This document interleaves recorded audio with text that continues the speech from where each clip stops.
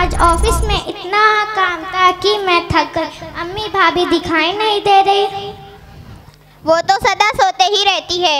अम्मी जब भी मैं ऑफिस से आती हूँ तो भाभी मुझे दिखाई नहीं देती, इतना थकी हुई रहती हूँ, एक गिलास पानी तक नहीं पूछती, ना वक्त पर खाना मिलता है, ना धुले धुलाए कपड़े। और अभी मुझे शॉपिंग पर जाना है, मेरे कपड़े इस्त्री भी नहीं है, और अभी मैं क्या पहनूंगी। और मैं ससुराल के लोग आ रहे हैं, सारा घर बिखरा पड़ा है। अम्मी वो लोग आएंगे तो क्या सोचेंगे। अम्मी तुमने बहू बना के लाया या घर की मालकिन।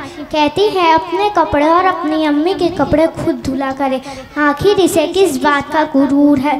अम्मी तुमने तो सच में सर पे चढ़ा रखा है, देख लेना एक दिन तुम बहुत पछताओगी। ठीक है बेटी, अभी चुड़ैली खबर लेती हूँ। वो मेरी बेटी को इतना तकलीफ दे रही है, वो अपने आप को क्या समझ के रखी है। अरे ओ मनहूस इधर आ। क्या बात है अम्मी? चल बढ़िए अम्मी की बच्ची, तुमको बहू बना कर लाया है घर की मालकिन, तुम सब पर हुकूमत करने के लिए आई हो। और चांदनी का कपड़ा अभी तक तैयार क्यों नहीं की, और वक्त पे खाना क्यों नहीं देती हो। और मालूम है आज ससुराल वाले आ रहे हैं तो तैयारी क्यों नहीं की। अम्मी दिन भर मेकअप में लगी रहती है तो खाना कैसे पकाएंगी, हाथ काले पड़ जाएंगे, बर्तन कैसे धोएंगी, हाथ घिस जाएंगे। अम्मी मैं एक हफ्ता पहले मैं एक दर्जन साबुन लाई थी, एक हफ्ता भी नहीं चला, सारा साबुन खत्म हो गया। ये गलत बात है अम्मी, मैं तो वक्त पे खाना भी देती हूँ। और कब हाय अल्लाह बोल।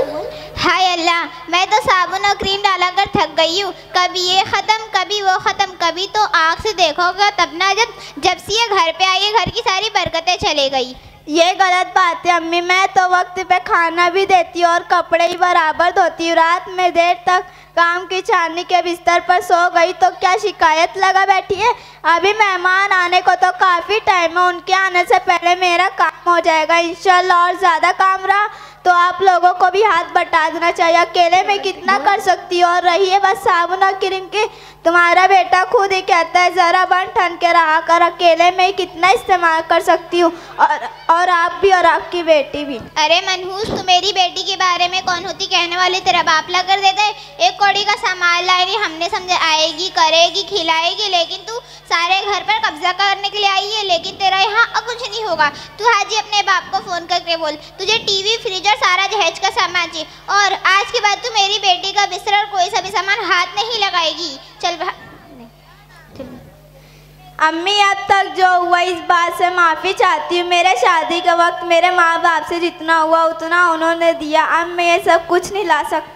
तू क्या लाए भिखारी, अगर एक महीने के अंदर तू कोई सा भी सामान नहीं ला तो देख मैं तेरा क्या करूँगी। आने दे मेरे बेटे को, तुझे आज ही घर से निकाल देगा। चल भाग यहाँ से।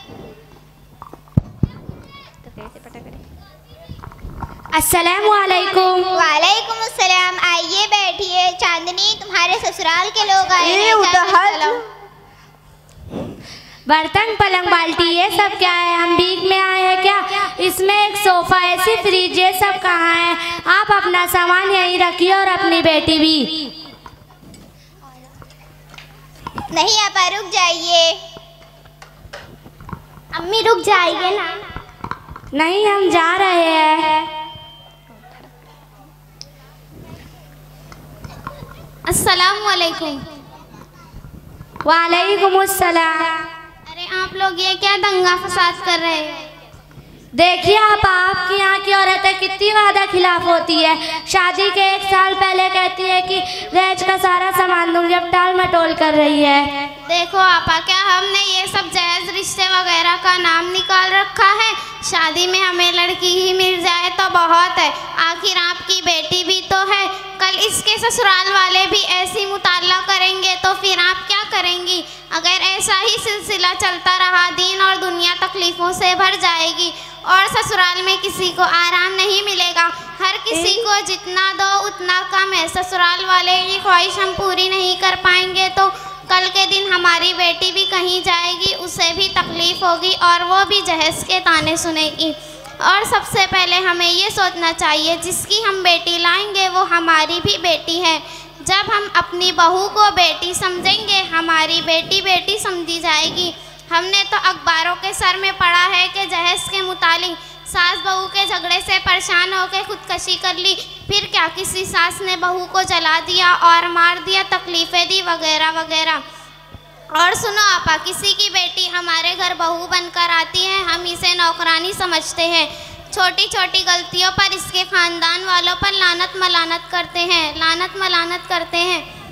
हदीस में आता है कि आप हुज़ूर सल्लल्लाहु अलैहि वसल्लम ने एक जगह 3 बार कसम खा के फरमाया, खुदा की कसम हर वो शख्स मोमिन नहीं। सहाबा ने अर्ज़ किया, या रसूल अल्लाह कौन? आप हुज़ूर सल्लल्लाहु अलैहि वसल्लम ने फरमाया, जिन शरारतों से जिनका पड़ोसी महफूज ना हो। अब आप खुद ही सोच लो, जब पड़ोसी के बारे में ईगो तो जो आपके ख़ानदान का एक फ़िरोज़ बन चुका है। इन तकलीफ़ों दुनिया में कितनी बड़ी गुनाह है। इसलिए मैं माँ और बहुओं से गुजारिश करती हूँ, अपने घर आने वाले बहू को बेटी समझे और इस पर मोहब्बत के ख़जाने खोल दे। आपा, आपने तो हमारी आंखें ही खोल दी। अब तक तो हम अंधेरे में ही होते। एक दूसरे पर तोहमत लगाना और एक दूसरे को जलील करना, ये हमारी ज़िंदगी का पेशा बन चुका था। आपा, आप मुझे माफ़ करना, मैंने आपके साथ दहेज का मुतालबा किया। मैंने माफ़ किया, अल्लाह भी माफ़ करेगा। बेटी ज़रा बहू को बुलाना। भाभी, क्या बात है अम्मी? बहू मुझे माफ़ कर दो, मैंने तुम्हारे साथ जुल्म किया और दहेज का मुतालबा किया। मैंने माफ़ किया, अल्लाह भी माफ़ करेगा। शुक्रिया, अब हम सब मिलजुल कर रहेंगे इंशाअल्लाह। अस्सलामु अलैकुम व रहमतुल्लाहि व बरकातुहू।